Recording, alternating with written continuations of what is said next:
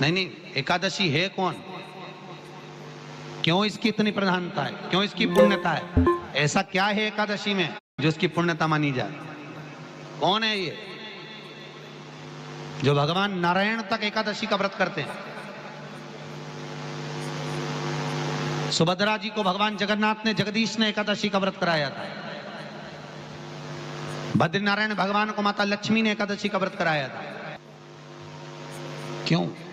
चंद्रायण एकादशी व्रत की माता। एकादशी है कौन? तो कहा जिसको व्रत करने पर भगवान नारायण भी जिसका व्रत करते हो, भगवान माता लक्ष्मी जिसका व्रत करती हो, वो एकादशी है कौन? तो शास्त्र वर्णन करता है महाराज, स्कंद पुराण का सुंदर चातुर्मास्य खंड के अंतर्गत वर्णन आया है महाराज। एक बार भगवान विष्णु आनंद में विराजमान थे, पद्मावती और माता लक्ष्मी दोनों उनके पास में विराजी हुई थी महाराज, दोनों बैठी। भगवान लक्ष्मी और पद्मावती दोनों बैठी है, एक सिर के पास, एक चरण के पास। कुछ समय बाद वहीं पर ब्रह्मदेव का आगमन हुआ और ब्रह्मा जी आगमन पाकर भगवान नारायण पद्मावती से लगकर उठे और उठकर लक्ष्मी की ओर झुके। झुकने पर इन तीनों के समागम से भगवान नारायण के हृदय चित्त से एक कन्या प्रकट हो गई। उस कन्या का नाम एका था। क्या नाम था? एका। अब 10 उसके गुण इतने प्रबल थे, वो 10 गुण उसके बड़े प्रबल थे कि वो एका जिसको निहारती थी उसको संपदावान बना देती थी, जिसको देख लेती थी उसके जीवन में वो आनंद की अनुभूतियां करा देती थी। एका जिस मार्ग से जाती थी उस मार्ग के द्वार खोल देती थी। एका का पुण्य इतना पुण्य प्रखर। पद्मावती और लक्ष्मी ने कहा महाराज ये बेटी आपके द्वारा निर्मित हुई है, इसका कन्यादान करना चाहिए। हमारे यहाँ हिंदू धर्म में रीति है, जिस दिन कन्यादान करा जाता है उस दिन व्रत रखा जाता है।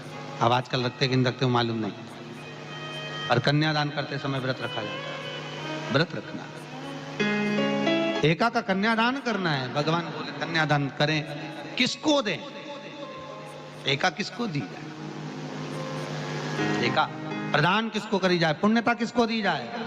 भगवान नारायण ने उसी समय लक्ष्मी और पद्मा से पूछा, तुम बताओ। पद्मा लक्ष्मी दोनों एका से पूछी, एका बताओ इसका पुण्य हम आपका हस्त कमल आपको प्रदान किसको करें, हम किसको दें? एका कहती है पिताजी।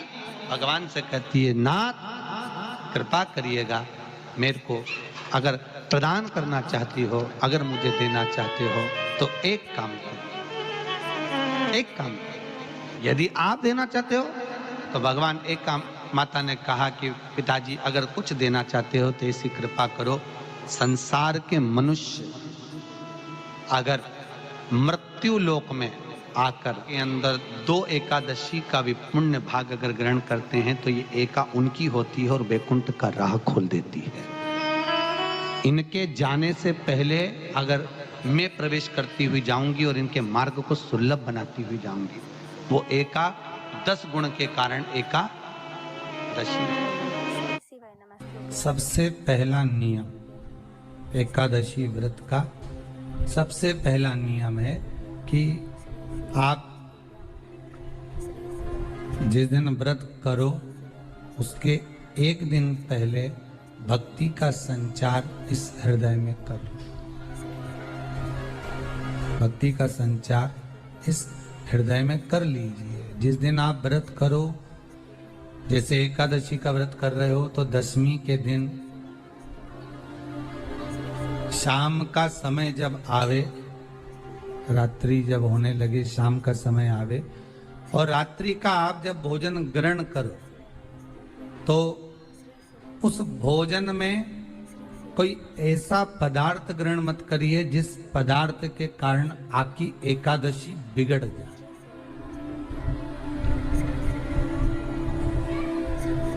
एकादशी का दूसरा नियम बहुत ध्यान से सुनिएगा। जिस दिन आपकी एकादशी का व्रत हो उस दिन प्रयास करिएगा कि अपने हाथ से किसी भी वृक्ष की कोई पत्ती टूटे ना।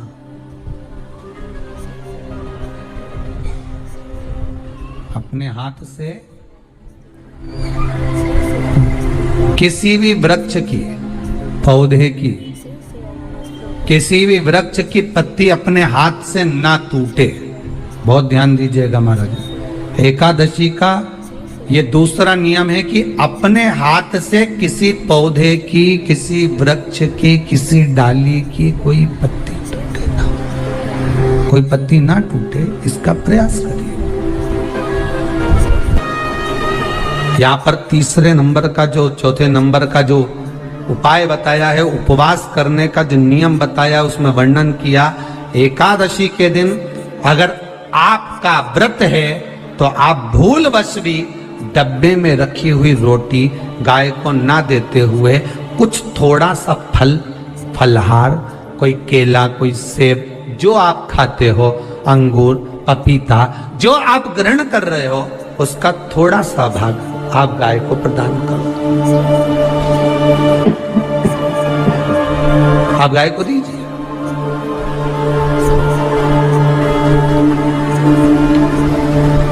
रोटी ही दिए, डब्बे में से निकाल के ले गई, गाय आई है, रोटी देना, देव मना नहीं। बाकी के दिन आप आपके बेटे से कह दो रोटी दिया बेटा जा, पर आप अपने हाथों से, आपका व्रत है तो आप फलाहार आप कर रहे हो तो फलाहार का ही दान गौ माता को दीजिए। पांचवा वर्णन किया चतुर्थ भाव में, बन सके जितना एकादशी के दिन भगवान का ओम नमो भगवते वासुदेवाय का जाप करे, या अपने गुरु मंत्र का स्मरण करे, या जो मंत्र आपके हृदय में समाहित हो, श्री शिवाय नमस्तुभ्यम, ओम नमः शिवाय, राम कृष्ण शिव, जो मन पड़े उसका भजन करे, पर दिल से करे। जितनी देर करते बने उतना देर। माला पकड़ने की भी जरूरत नहीं कि माला पकड़ के बैठता हूं तो घट की जिब्या से जप लो, नहीं जी वही उत्ता में ही पूरा हो जाए, वही बहुत। महाराज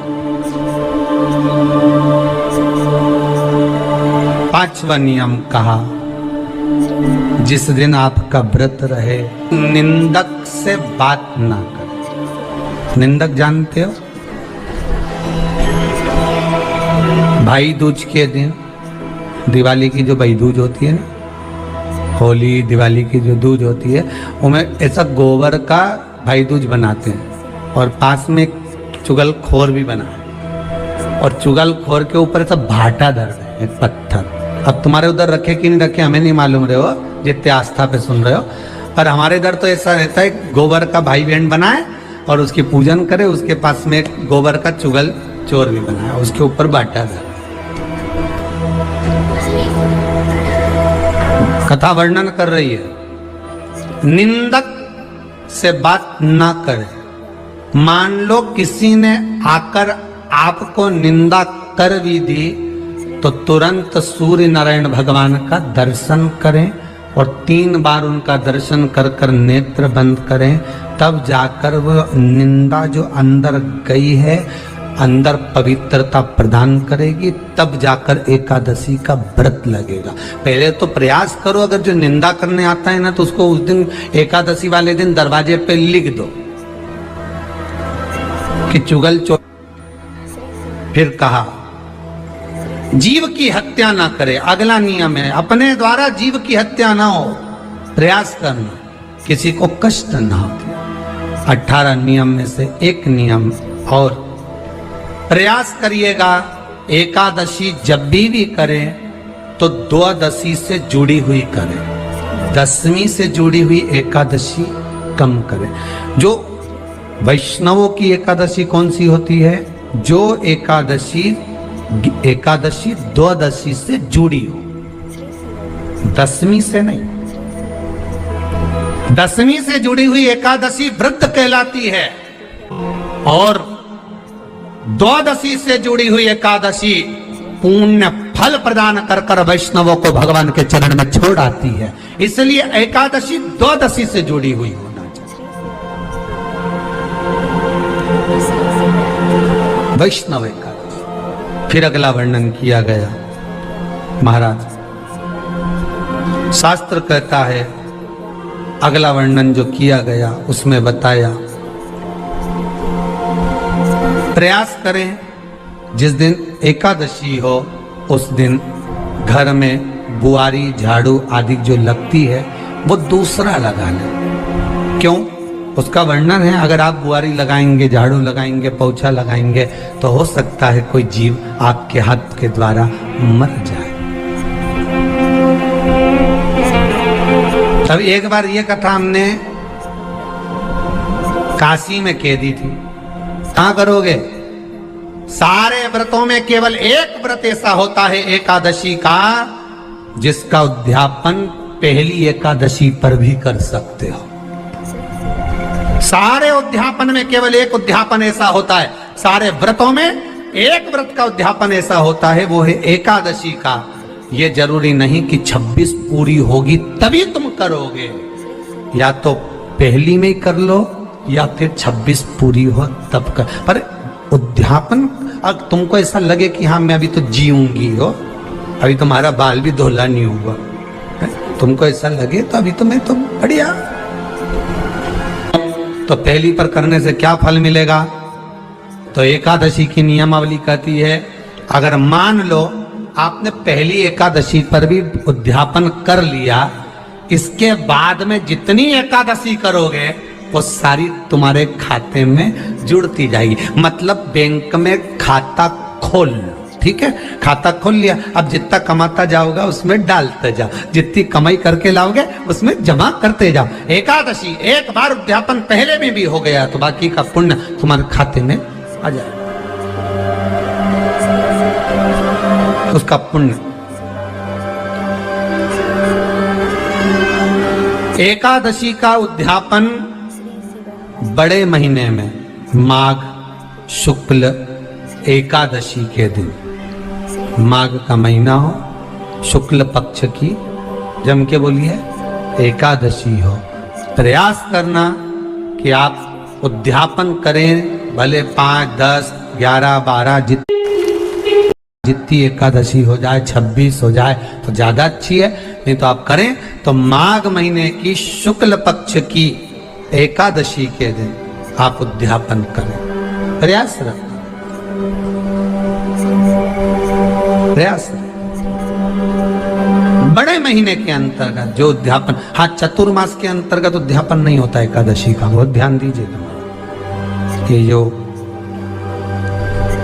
सावन भादो कुंवर कार्तिक जो 4 महीना होते हैं भगवान के शयन करने के, इसके अंतर्गत एकादशी का उद्यापन नहीं होता, और इसके अंतर्गत उद्यापन करना भी नहीं चाहिए एकादशी। एकादशी का उद्यापन माघ महीने की शुक्ल पक्ष की एकादशी के दिन आप बहुत प्रेम से आनंद के साथ करिए महाराज। परंतु एकादशी के उद्यापन में सबसे ज्यादा अगर कुछ जरूरी होता है तो 24 तरह का नैवेद्य जरूरी होता है। कितने तरह का? 24 तरह का नैवेद्य। अब आप कहोगे गुरुजी उद्यापन हम कर रहे हैं एकादशी का, तो उसमें तो फलहार का हमें नैवेद्य बनाना चाहिए। तो फिर ये पुराण के अंतर्गत स्कंद पुराण में ये चीज लिखी है कि एकादशी का जब उद्यापन करते हैं तो 24 तरह का नैवेद्य बनाकर सिद्ध करते हैं। 24 तरह का नैवेद्य जान रख लेना, का हलवा बना लो, खीर बना लो, पूड़ी बना लो, सब्जी बना लो, पकोड़ा बना लो, भजिया बना लो, ऐसे 24 तरह का नैवेद्य अलग अलग चाहिए। पर लोग क्या करते हैं, खोपरा पाक बनवा लेते हैं 1-2 किलो और 24 जगह रख देते हैं। स्वीकृत नहीं है।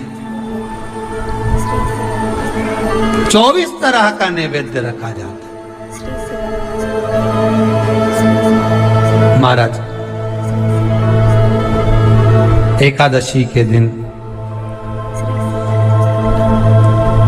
भगवान का पूजन का पूरी तैयारी कर कर मंडल आदि बनवाकर विद्वान ब्राह्मण को बुलाकर, कर्मकांडी ब्राह्मण को बुलाकर जो भगवत सेवा में एकादशी का उद्यापन कराए, उन ब्राह्मण के चरणों को नमन कर कर, प्रणाम कर कर एकादशी का पूजन करवाइए और उस मंडल की पूजन कराकर हवन द्वादशी को कराइए, एकादशी को हवन नहीं। एकादशी के उद्यापन का जो हवन होता है वो द्वादशी।